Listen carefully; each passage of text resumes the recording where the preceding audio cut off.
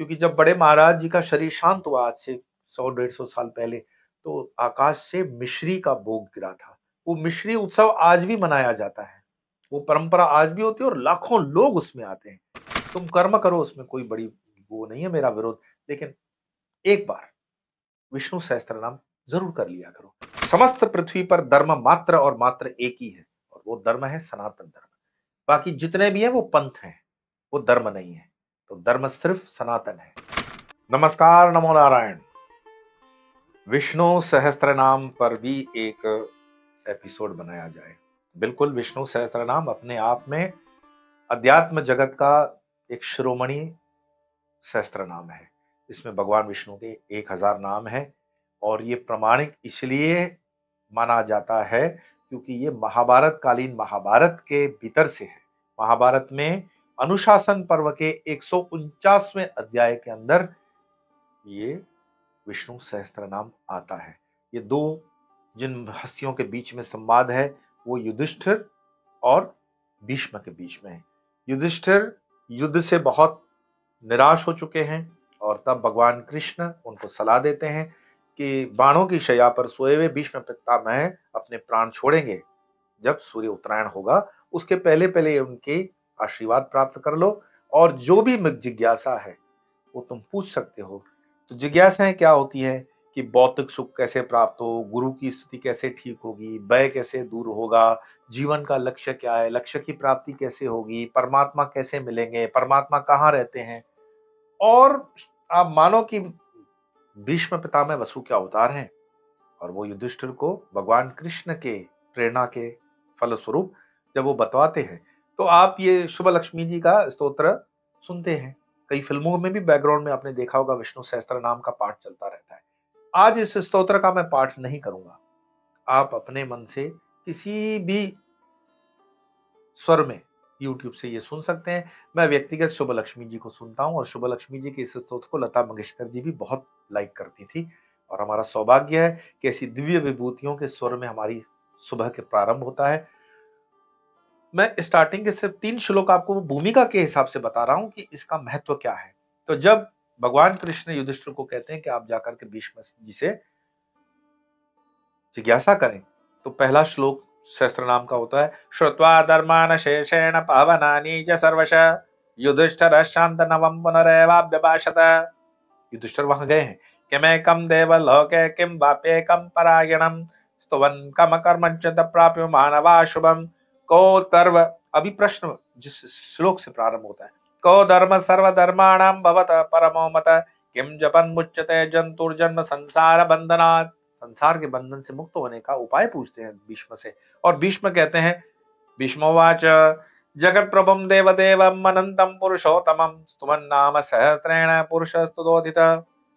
यहाँ से प्रारंभ हो जाता है कि 1000 नाम जो हैं भगवान के, उसका तुम जप करो, विष्णु सहस्त्र नाम को।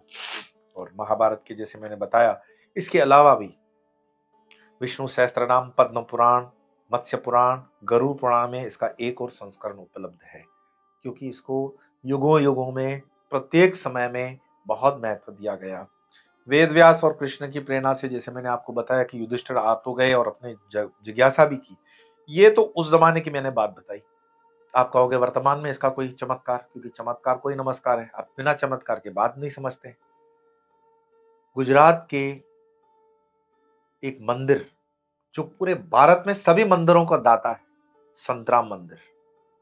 संतराम मंदिर के सभी संत आदरणीय, हमारे लिए पूज्य हैं, वंदनीय हैं। और वर्तमान समय संतराम मंदिर की गादी पर जो महाराज विराजमान हैं वो हमारे पूज्य रामदास जी महाराज हैं। मेरी मतलब मैं बताऊं कि बहुत ये मेरी ऊपर उनकी कृपा है, ये मेरे शुभ नसीब हैं, ये मेरा पूर्व का किया हुआ कोई कर्म होगा कि रामदास जी महाराज के दोनों हाथ कृपा के मेरे सर पर हैं। जब भी मैं मिलता हूं उतने ही प्रेम और स्नेह से वो मुझे मिलते हैं, और हमारे आश्रम पर गादीपति बनने से पहले रुके थे।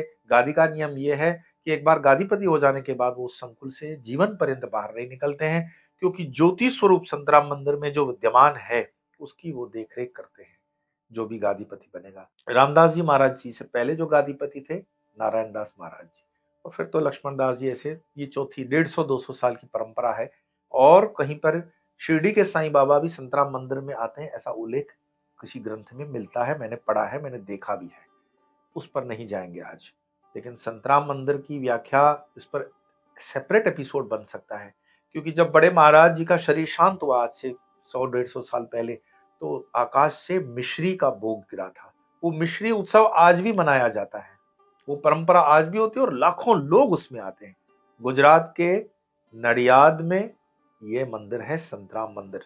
तो उस नडियाद वाले संतराम मंदिर में नारायण दास जी महाराज की दोनों किडनी, जैसे अभी प्रेमानंद जी महाराज जी की दोनों किडनी जो है फेल, डायलिसिस है, उन दोनों नारायण दास महाराज जी, मतलब रामदास जी के पहले वाले महाराज जी की दोनों किडनी फेल, और वो डायलिसिस पे रहते थे। उनसे जो भी मिलने जाते बड़े प्रेम से मिलते, घंटों तक उनके साथ व्यवहार करते। कभी भी उन्होंने कंप्लेन नहीं की कि उनको पीड़ा है, ये है। संतों का तो यही है, और वो महाबाहु थे, उनके जो हाथ थे घुटनों के नीचे तक जाते थे। हमारा सौभाग्य, हमें दर्शन मिला है ऐसे महात्माओं का, ऐसे महात्माओं के चरणों में हम रहे हैं, ऐसा हमारा सौभाग्य है। तो वो हमेशा कहते थे कि तुम कुछ न करो, कम से कम विष्णु सहस्त्र नाम जरूर कर लेना। और प्रामाणिकता के आधार पर मैं बताऊं कि हमारे कर्म शिरोमणि, कर्म योगी स्वामी असीमानंद जी महाराज कर्म में बहुत उन्होंने जीवन दिया। तो महाराज श्री नारायण दास जी उनको कहते थे, तुम कर्म करो, उसमें कोई बड़ी वो नहीं है मेरा विरोध, लेकिन एक बार विष्णु सहस्त्र नाम जरूर कर लिया करो। महाराज जी को, अर्थात स्वामी असीमानंद जी को समय नहीं रहता, तो मैंने प्रत्यक्ष में उनके मतलब अनुभव से बता रहा हूं, गाड़ी में भी वो विष्णु सहस्त्र नाम को ऑडियो चला करके सुनते, और यही शुभ लक्ष्मी जी वाला ऑडियो सुनते। अभी तो रामकृष्ण मठ मिशन के भी अच्छे संस्करण आए हुए हैं, ऑडियो में भी हैं और वो पुस्तक स्वरूप में है। पुस्तक स्वरूप में तो मैं कहूंगा कि शब्दाति शब्द, एक एक शब्द का उन्होंने अर्थ दिया है रामकृष्ण मिशन की पुस्तक में। गीता प्रेस गोरखपुर में तो है ही ये अवेलेबल। आप इसका जरूर जरूर जरूर उच्चारण सहित अध्ययन करें और उसका पठन पाठन करें। हजार नामों में भगवान विष्णु के क्या आवश्यकता है, हमें क्यों करना चाहिए, क्यों नाम सहस्त्र नाम करना चाहिए? तो उसका कारण है कि विष्णु सार्वभौमिक ब्रह्मांडीय विद्युत ऊर्जा का प्रतिनिधित्व करते हैं। कुछ ज्यादा हिंदी हैवी हो गई, अंग्रेजी में बताता हूं। सार्वभौमिक का अर्थ है यूनिवर्सल, ब्रह्मांडीय मतलब कॉस्मिक, विद्युत तो इलेक्ट्रिसिटी एनर्जी जो होती है, और ऊर्जा तो एनर्जी है। तो वो जो यूनिवर्सल कॉस्मिक एनर्जी है वो है विष्णु, महाविष्णु। विष्णु विष्णु महाविष्णु है ना, वो उसमें श्लोक में आ जाता है। उसका रिप्रेजेंटेशन करते हैं भगवान विष्णु, उनकी ग्लोरी में ये विष्णु सहस्त्र नाम है। विष्णु जी के 24 अवतार माने गए, उसमें से 10 महा अवतार हैं। मैं फिर दोहरा दूं, विष्णु जी के 24 अवतार हैं, 10 महा अवतार हैं। ये 10 महा अवतार 24 अवतारों में से निकले हुए हैं। अब आप बोलोगे कि 24 अवतार हैं, तो बच्चों को तो आप भागवत वगैरह कितना पढ़ाते हो तो मुझे नहीं पता, पर फिर भी इस माध्यम से कुछ बच्चों को अगर थोड़ा सा ज्ञान बढ़ सकता है, और आप भी इसको आगे बढ़ा करके बढ़वा सकते हो उसका ज्ञान को, तो ये बहुत ही सेवा होगी धर्म की, राष्ट्र की, संस्कृति की। तो 24 अवतार हैं। प्रथम मत्स्य अवतार, कूर्मा अवतार, वराह अवतार, नरसिंह अवतार, वामन अवतार, परशुराम अवतार, राम अवतार, कृष्ण अवतार, बौद्ध अवतार, कल्कि अवतार। ये आपने 10 मैंने आपको महा अवतार बता दिए। ये 10 अब आएंगे 24 के अंदर। 24 अवतार सुनेंगे आप। तो पहले प्रथम से स्टार्ट होता है श्री सनकादि मुनि। सनकादि मुनि कौन? सनक, सनंदन, सनातन, संत कुमार, ये 4 मतलब वो हुए सनकादि मुनि एक। दूसरा वराह, फिर नारद, चौथा नर नारायण, कपिल मुनि, दत्तात्रेय जी, यज्ञ भगवान, ऋषभ देव जी, आदिराज पृथु, मत्स्य, कूर्मा, धनवंतरी, मोहिनी, नरसिंह अवतार, वामन अवतार, हयग्रीव अवतार, श्री हरि अवतार, परशुराम अवतार, वेदव्यास अवतार, हंस अवतार, राम अवतार, कृष्ण अवतार, बुद्ध अवतार। 23 पूरे, 24वां कल्कि अवतार अभी होना बाकी है। अब आपका प्रश्न होगा कल के अवतार पे भी एपिसोड बनाइए। भाई, हर अवतार की अपनी कलाएं और अपनी युगों के अनुसार, आवश्यकताओं के अनुसार, उनकी जरूरत के अनुसार वो जन्म लेते हैं या अवतार लेते हैं। साधारण मनुष्य में जितनी कलाएं होती हैं, वैसे तो पूर्ण कलाएं आज तक 16 ही भगवान कृष्ण में देखी गई हैं, लेकिन कल की अवतार 64 कलाओं वाला होगा। सोचो, 16 कलाओं वालों ने पूरे ब्रह्मांड को हिला के रख दिया, तो 64 कलाओं वाला क्या होगा? इसका विजन, कल्कि का अवतार कोई ऐसा अब होने वाला ऐसा नहीं है, उसमें समय है, क्योंकि हम कलयुग के प्रारंभ में हैं, अभी अंत नहीं हुआ है, इसकी चिंता छोड़ दो। अब हर अवतार में, जैसे मैंने कहा, कलाएं होती हैं। मनुष्य में मुख्यतः 5 कलाएं हैं, प्रत्येक मनुष्य में मुख्यतः 5, थोड़ा एक्स्ट्रा इंटेलिजेंट आईएएस आईपीएस होता है तो 6, और उसके आगे निकले तो 8। बस मनुष्य में 8 कलाएं होती हैं, इसी से संतुष्ट कर लो, इससे ज्यादा नहीं होती है। 15 कलाओं को जहां मिलती हैं वहां हमको अंश अवतार कहते हैं, 16 कलाओं को पूर्ण अवतार कहते हैं, वो मात्र और मात्र भगवान कृष्ण हुए। भगवान राम में 12 कलाएं पाई जाती हैं। 12 कलाएं क्यों? क्योंकि सूर्य की 12 कलाएं होती है, वो सूर्य का रिप्रेजेंटेशन करते हैं। कृष्ण चंद्र को रिप्रेजेंट करते हैं, चंद्र की 16 कलाएं होती हैं।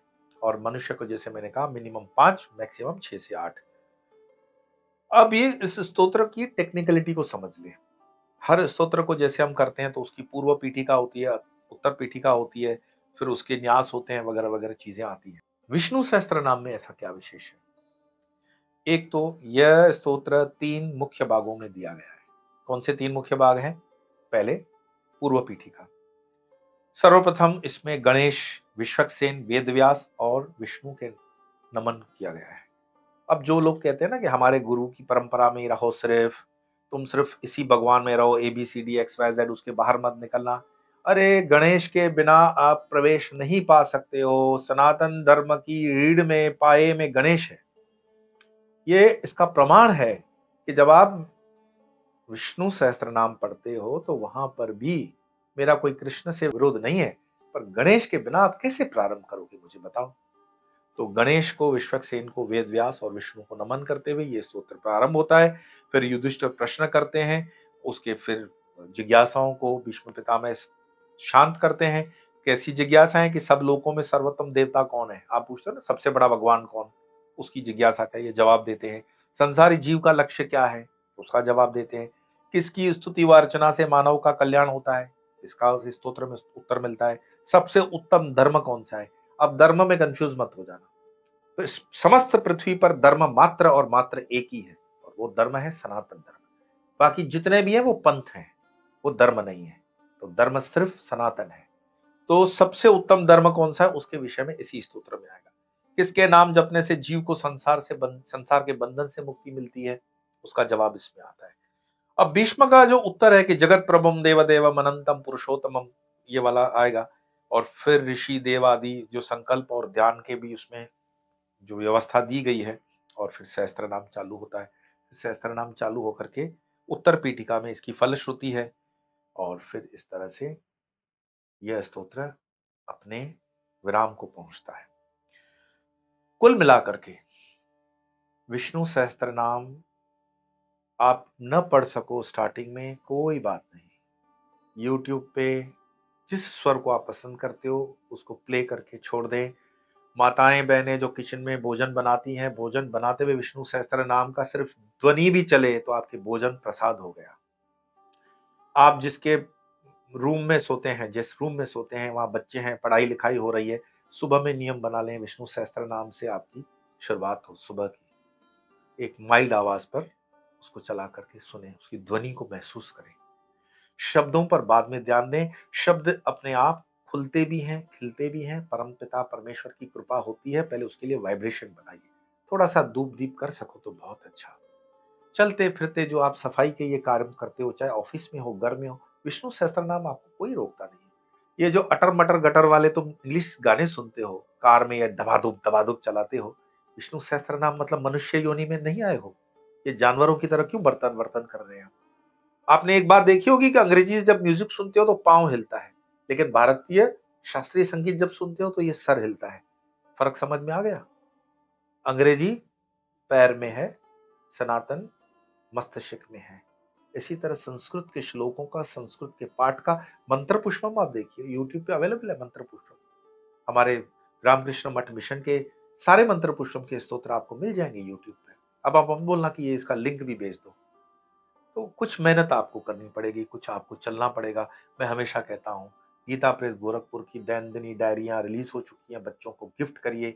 बहुत सुंदर डायरी, हर पेज पे 2 श्लोक, पूरे साल में गीता उसकी मीनिंग के साथ पूरी हो जाती है। इतनी अद्भुत, सस्ती, सुगम, सुंदर, टिकाऊ और बहुत ही लग्जरियस टाइप ऑफ लुक्स के साथ की ये डायरी है। मैं क्यों प्रमोट कर रहा हूँ? मेरा कोई स्वार्थ है? नहीं। ये जो कचरा पट्टी आप गिफ्ट करते हो, उससे अच्छा है कि सनातन धर्म से जुड़ी हुई अपने लोगों की, अपने देश की, अपनी लोकल के लिए वोकल बन करके उसको प्रमोट करने की मेरी जो संकल्प यात्रा है, आप उसमें शरीक हो जाइए। और ऐसा ही राष्ट्र का काम, संस्कृति का काम हम मिलकर के करें। तो आज विष्णु सहस्त्रनाम के इस पावन स्मरण मात्र में आप पवित्र हो गए। अब आप उसको सुनेंगे अपने हिसाब से। वीडियो को मैं यहीं समाप्त करता हूँ। फिर मिलेंगे अन्य विषय को लेकर अगले वीडियो में। तब तक के लिए नमो नारायण।